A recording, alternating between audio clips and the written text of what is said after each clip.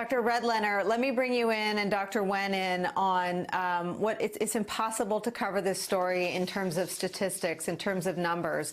These are human beings, and you heard the physician there, emergency room doctor there in the New York Times video report talking about how young they are, how they don't have other complicating factors. Can you take us through what may have been a misnomer, or just something we didn't understand yet, that many of the victims were otherwise healthy? Yeah, of course, Nicole. This is something, every aspect of this was not really expected. And it feels like years ago, but it was actually last week we were saying we're comparing what we're dealing with to the swine flu epidemic in 2009 or SARS in 2003. But in actuality, we're actually talking about the benchmark and the point of comparison being the Spanish flu of 1918, and none of us were alive to have experienced that. But this is what we have now, a monumentally difficult crisis with this particular pandemic. It's as big as it can get, and it's going to get worse. You know, I used to be a pediatric intensive care unit director. You know, you'd have a death, and it would be a tragedy.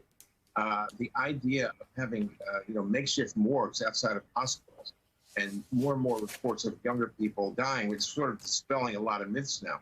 We thought this was only going to be a fatality concern for older people with lots of pre-existing conditions. That's not true. And I'm hoping that we don't get to the point that may have been suggested by a couple of studies out of China that showed there are children, there are young children, who have gotten this disease. There's been at least 2 deaths reported among children. There may be more. I have no idea yet, but a 14-year-old and a 10-month-old, both with pre-existing conditions. But the fact is, we're just seeing the tip of the iceberg. It's also worth remembering, Nicole, this is not just an urban problem. It's mind-boggling to see what's happening in New York City and New Orleans and elsewhere.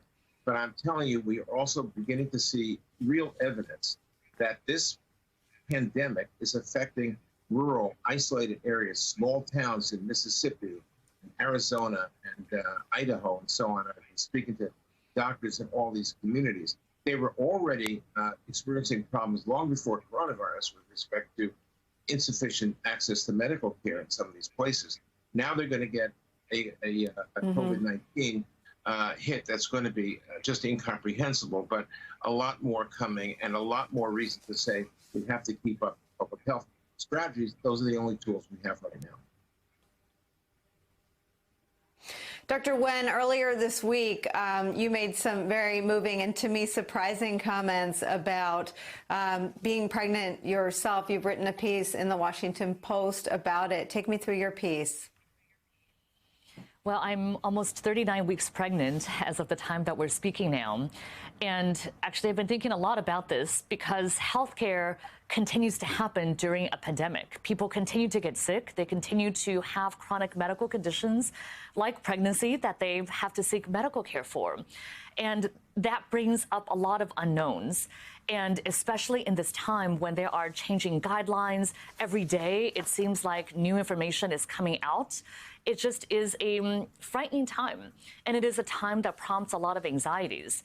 And I know that with regard to, for example, my own hospital, we've just changed our visitor policies so that no one is allowed to have a visitor except for laboring women, end-of-life care, and children, which may well change. There are already hospitals in New York, as an example, that are not allowing any visitors even during labor and delivery.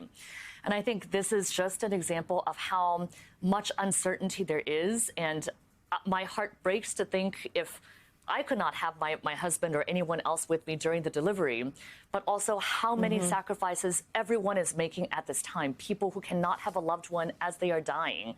People who are having emergency surgery and are terrified who can't have a loved one with them. These are just uncharted territory, and all of us are called upon to make these sacrifices. And just the comments that we all listened to together at the top of the show from that physician in the New York Times clip. I mean, have you seen a situation? They described it in the Times on the front page of their report today as apocalyptic. Your thoughts about the emerging scale and magnitude of the crisis in New York City hospitals? You know, I'm an emergency physician, and I was one of the physicians that treated the victims of the Boston Marathon bombings. And I I mean, that day will forever stay with me. Just the number of patients who are coming in and not knowing what was going to happen. I just can't imagine being in the situation now where every day is like that. And what these doctors are describing of not being able to protect themselves and also of rationing care, knowing that patients are dying because we don't have enough supplies. I mean, that's facing New York now, and it could well face the rest of our country unless we take the steps now to prepare. We're already weeks behind, and we really should not be in this position now.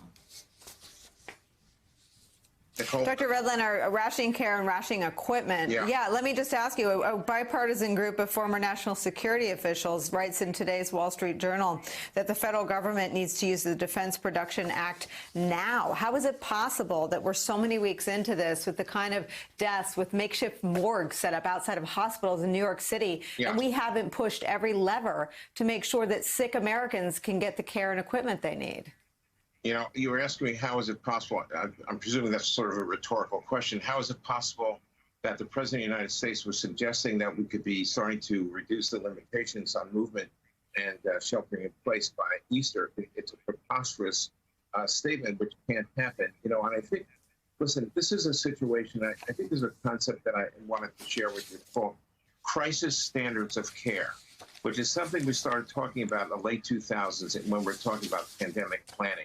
Which means that, and really to emphasize what Dr. Glenn was saying, that we have a situation now where we're already changing the standards of care that we're able to provide, both because of lack of equipment, but also because of a tremendous overburdening, really apocalyptic invasion of our healthcare system by people with COVID. And it's not just those people that are going to suffer. It's people that are trying to come to the hospital because of chest pain, or they've had trauma that needs to be treated. They may not have COVID, but the healthcare system is getting so squeezed right now.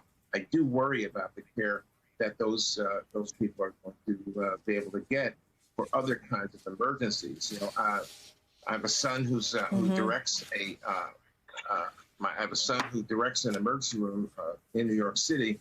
He's told his staff when they come in at the beginning of their shift to put on their gown, gloves, face masks, etc., and leave it on for the entire shift. This happened all over the country. You're supposed to be changing these things between patients, but we just don't have enough supplies to do that. So it's another example of this very severe altering of what we expect in normal times with good quality medical care. A lot of that is going to have to be put aside while we try to cope with this unimaginable emergency in our healthcare system.